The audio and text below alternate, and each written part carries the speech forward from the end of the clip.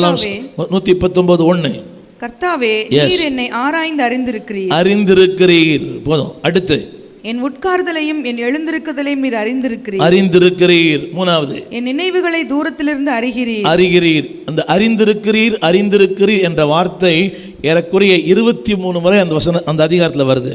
அம்மா என்ன பாருங்க, தேவன் உங்களை அறிந்திருக்கிறார். நான் அறிந்திருக்கிறது போல அல்ல, உங்கள் பிள்ளைகள் அறிந்திருக்கிறது போல அல்ல, நீங்கள் என்ன அறிந்திருக்கிறது போல அல்ல, தேவனை வித்தியாசமாக அறிந்திருக்கிறார். He knows my weakness, என் பலவீனங்களை அறிந்திருக்கிறார். சொல்லுங்க, வாழ்க்கையின் மையம் என்ன தெரியுமா? இதுதான் வாழ்க்கையின் நோக்கம்.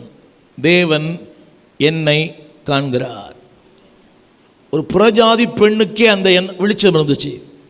ஆகார், அவளுக்கு வேதம் தெரியாது, சத்தியம் தெரியாது, ஒன்றுமே தெரியாது. ஆனால் அவர் சொன்னார், நீர் என்னை காண்கிற தேவன், நீர் என்னை காண்கிற தேவன்.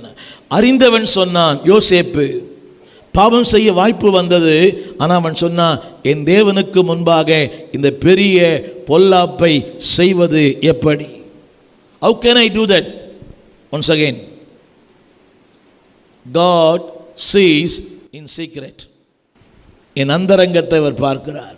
யோசேப்பு அவர் சொன்னா, இந்த வீட்டில் யாருமே இல்லை.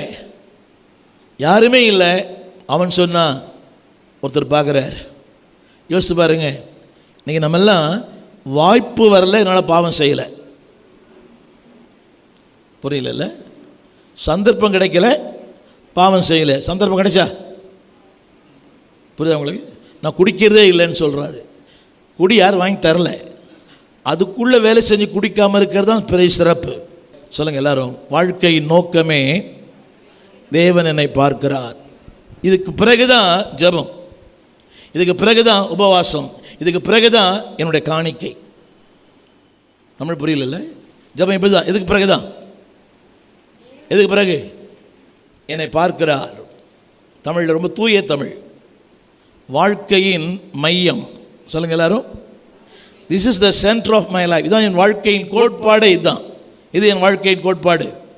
என்னை ஒருவர் பார்க்கிறார். என் நிலைமைகளை, என் வேதனைகளை, என் கண்ணீரை, என்னுடைய அங்கலாய்ப்பை, என் வியாதிகளை எல்லாவற்றையும் ஒருத்தர் பார்க்கிறார். இந்த மாலை வேளையில் ஒருவர் நினைக்கலாம், அவர் சொன்னது மாதிரி என்னை யாருமே பார்க்கிறார். There is a God, He is watching over all the day. 24 மணி நேரமும் உங்களை ஒருத்தர் வாட்ச் பண்ணுறார். என் கண்ணை உன்மேல் வைத்து உனக்கு ஆலோசனை சொல்லுவேன். மறந்துடாதீங்க, சொல்லுங்க, என் அந்தரங்கத்தை பார்க்கிறவர்.